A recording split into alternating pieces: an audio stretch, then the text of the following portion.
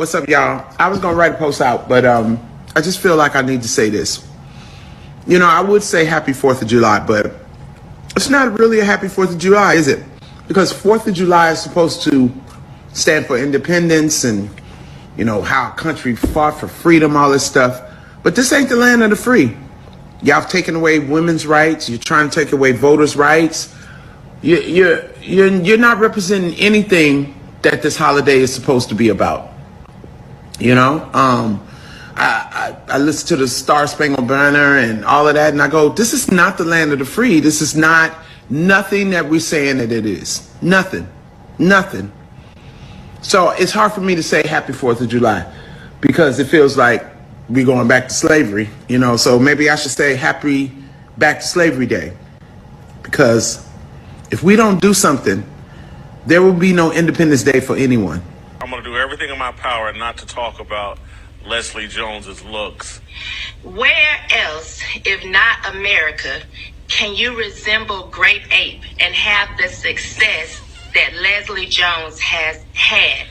And we're not picking on black women. As a dark-skinned black woman, I understand colorism. She is where she is because this is the land of the free. She was brave enough to say, I'm not the funniest, but I have a dream. She was brave enough to say, I'm not the most attractive, but I have a dream. So stop the lies, Leslie, because there are people, children, looking up to you that aren't the cutest, aren't the brightest. We went back to slavery, just like myself. Leslie, you would be in the field, and as a 6-foot woman that's actually built like a man, you would probably be working alongside the ox. That's interesting, because I don't understand how someone can talk about this as the land of the free when you're still holding on to the shackles of white supremacy and anti-blackness with a colonized mindset to further oppress and divide the people within your own community. Have the pick-me's got picked yet?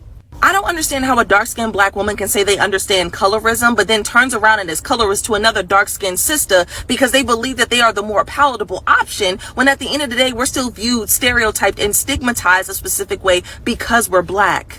And Leslie Jones didn't gain success because she lives in America. She gained success because she worked 3 times as hard to get through the obstacles, systems, and institutions that were put in place to oppress us, so she could live the life that she wanted to live while also helping pave the way for black women like me. And just in case anybody didn't know, racism, anti-blackness, colorism, etc. is global. And there are black people that are CEOs, entrepreneurs, multimillionaires, multi-billionaires that reside in other countries that are also successful. And they didn't even bother to come for any of her points, just her looks, because they want to continue to perpetuate the cycle and live in this comfort delusion that we are as equal as our oppressors. The woman that called Leslie Jones that name, her name is Shemeka Michelle. She was hosted on Jason Whitlock's sports talk show on Fox Sports.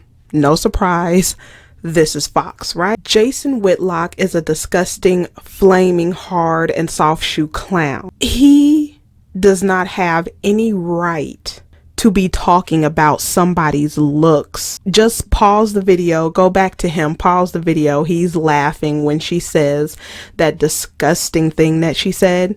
I mean, if anybody looks the way she's, it's him, but I'm not going there. She's a Republican that's against CRT. Not surprised, of course.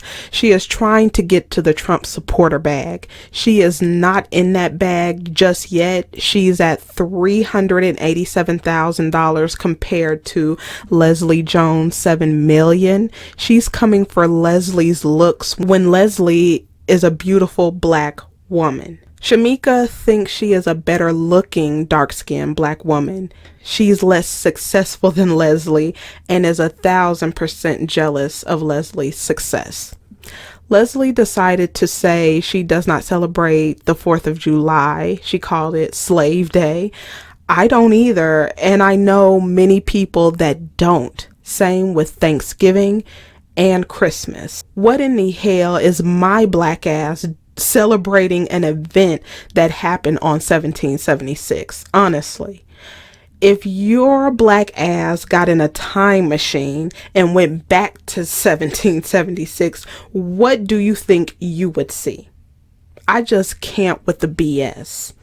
I swear these passive ninjas lost the 3 brain cells they have collectively.